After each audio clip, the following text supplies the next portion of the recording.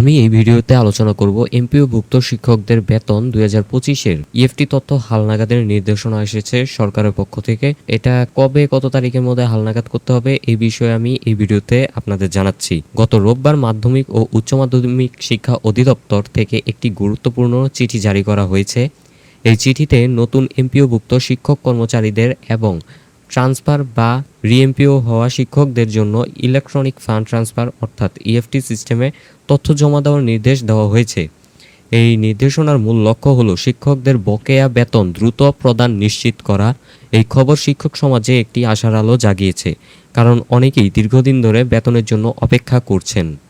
চিঠিতে বলা হয়েছে, যেসব শিক্ষক কর্মচারীর নতুন এমপিও আবেদন অনুমোদন হয়েছে এবং জানুয়ারি থেকে মার্চ মাসের বেতনের জন্য ইন্ডেক্স পেয়েছেন কিন্তু এখনও ইএফটির মাধ্যমে বেতন পাননি, তাদের এই জন্য নির্দেশনা দেওয়া হয়েছে। এছাড়া যেসব শিক্ষক ট্রান্সফারের মাধ্যমে নতুনভাবে এমপিওভুক্ত হয়েছেন বা রিএমপিও করেছেন তাদেরও তথ্য জমা দিতে হবে। তবে যারা ইতিমধ্যে তথ্য জমা দিয়েছেন তাদের আর নতুন করে কিছু পাঠাতে হবে না। এখানে একটা নোটিশ দেওয়া হয়েছে, এই নোটিশের লিঙ্কটা আমি ভিডিওর ডিসক্রিপশন লিঙ্কে দিয়ে দিব, আপনারা সেখান থেকে গিয়ে পড়ে নেবেন। ভিডিওটা লাইক করবেন অবশ্যই, ভিডিওর সাবস্ক্রাইব বাটনে একটা সাবস্ক্রাইব চাপ দিয়ে দিন। প্রতিষ্ঠান প্রধানদের দায়িত্ব দেওয়া হয়েছে অনলাইনে ইএফটি মডিউল প্রয়োজনীয় তথ্য পাঠানোর। এই তথ্য 16 এপ্রিলের মধ্যে জমা দিতে হবে। তথ্য পাঠানোর পর মডিউল থেকে ডাউনলোড করা হার্ড কপি এবং অন্যান্য প্রয়োজনীয় কাগজপত্র জমা দিতে হবে। স্কুলের ক্ষেত্রে এগুলো উপজেলা বা থানা মাধ্যমিক শিক্ষা কর্মকর্তার কাছে এবং কলেজের ক্ষেত্রে আঞ্চলিক পরিচালকের কাছে জমা দিতে হবে।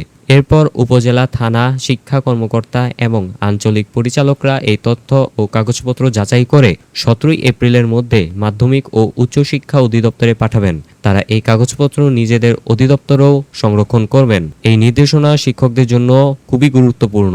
অনেক শিক্ষক এমপিও অনুমোদন পেয়েও বেতন পাচ্ছিলেন না, যা তাদের জীবনে আর্থিক চাপের সৃষ্টি করেছিল।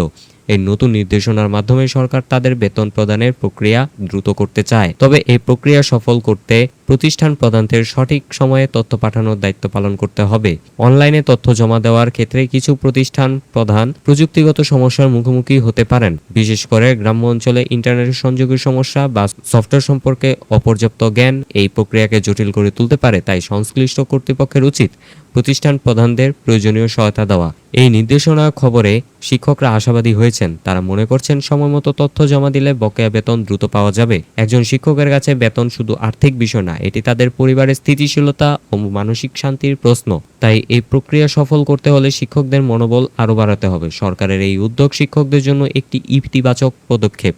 তবে এটি সফল করতে সব পক্ষের সমন্বিত প্রচেষ্টা দরকার। প্রতিষ্ঠান প্রধান, শিক্ষা কর্মকর্তা এবং অধিদপ্তরের কর্মকর্তাদের সময় মতো দায়িত্ব পালন করতে হবে। প্রিয় বন্ধুরা, শিক্ষা এবং এমপিও শিক্ষা সম্পর্কিত তথ্য সবার আগে জানতে শিক্ষা নিউজকে অবশ্যই আপনারা ফলো করুন এবং এই চ্যানেলটি সাবস্ক্রাইব করে রাখুন, যাতে আপনারা প্রয়োজনীয় তথ্য সবার আগে পান।